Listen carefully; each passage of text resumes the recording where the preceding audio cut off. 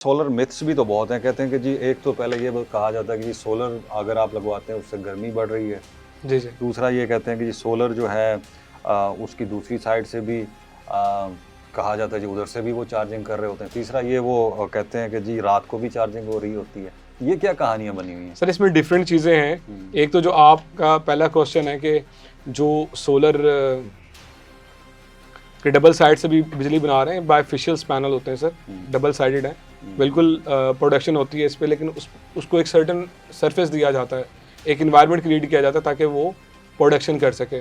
वो एक रेडिएशन है, वो स्ट्राइक करेगी आपको, और वो ऐसे कंट्रीज, बेसिकली ये यूरोपियन डिज़ाइन था जहाँ पे आप देखते हैं ना स्नो पड़ती है तो एक रिफ्लेक्शन होती है तो वो आपको प्रोडक्शन दे। उसके लिए फिर खास मैकेनिज्म भी लोग डिज़ाइन करते हैं, एलिवेट करना पड़ता है स्ट्रक्चर, नीचे सरफेस वाइट रखना पड़ता है जिसमें आपको रेडिएशन स्ट्राइक करें तो प्रोडक्शन दें इस तरह से। और जो आप कह रहे हैं कि बहुत ज़्यादा सोलर पैनल लग रहे हैं इसकी वजह से हीट हो रही है, सर वो तो दरख्त काटने की वजह से हो रही है, सोलर पैनल की वजह से। सोलर पैनल तो देखें sir renewable energy, environment friendly है। पूरी दुनिया में आप देखें कि सोलर को जो है वो इन्वायरमेंट फ्रेंडली कहा गया है, वो इसी वजह से कहा गया है, तो ऐसा कुछ नहीं है। और जो तीसरी चीज़ आप कह रहे हैं जो कि सोलर पैनल रात में भी जो है वो प्रोडक्शन दे रहे हैं, वो सर शायद व्यूज़ लेने के लिए तो ठीक है बात, लेकिन वो हकीकत नहीं रखते। ऐसे कोई सोलर पैनल्स नहीं है जो रात के वक्त भी, क्योंकि देखें ये तो एक रेडिएशंस पे डिज़ाइन है, ठीक है। ऐसे तो लोग कहते हैं कि सोलर पैनल वो सर्दियों में काम नहीं करते, ऐसा नहीं है।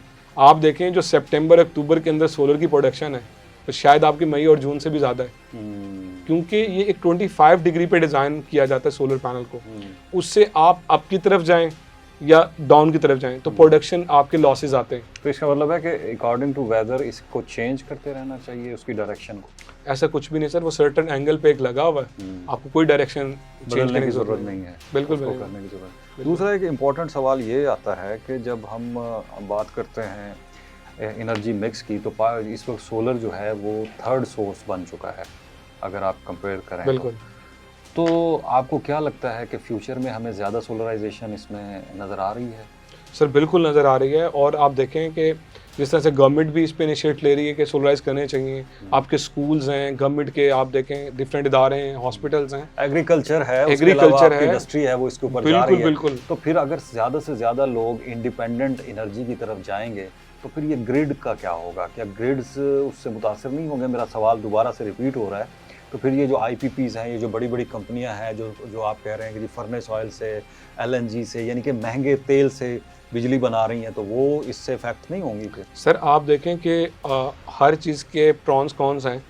आपने अगर एंड यूज़र को देखें तो उसको तो बेनिफिट है, एक आम आदमी को तो बेनिफिट है। आम आदमी को तो छुटकारा हासिल करना है बिल से।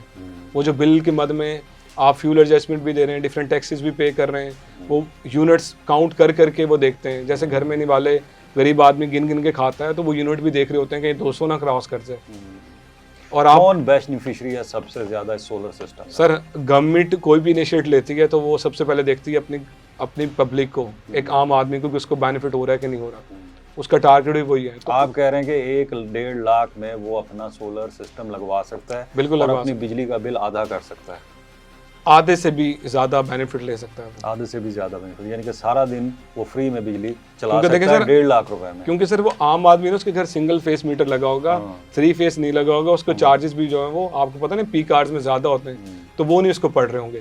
डे टाइम पे मैक्सिमम अपना वो यूज़ कर रहा होगा, रात में तो गरीब आदमी ने पक्के चलाने, AC तो नहीं चला रहे सर। ये थोड़ी सी एक और इम्पॉर्टेंट चीज़ है सोलर्स के हवाले से। अक्सर हमें भी जो रिसेंटली आपने देखा होगा कि जो आंधियाँ आई थी उससे हमें उड़ते हुए नज़र आए, सोलर टूटते हुए नज़र आए, और फिर हमें आग लगने के भी कुछ इस तरह के मसाइल नज़र आए। इसकी क्या वजह थी?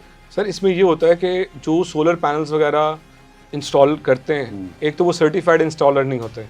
आपने मिसाल के तौर पे अब वो देखें जिनके आपने देखे ना वो बड़े बड़े सोलर पैनल, बड़े बड़े स्ट्रक्चर लगे हुए थे, अब वो लाखों रुपए के सिस्टम थे ना, उसको डिज़ाइन किसी इंजीनियर ने नहीं किया, एक सर्टिफाइड इंस्टॉलर ने नहीं किया। वो होते क्या, लाखों रुपए के आपके प्रोडक्ट आप हवाले कर देते हैं मोहल्ले के उस इलेक्ट्रिशियन के जिसको सब आता है।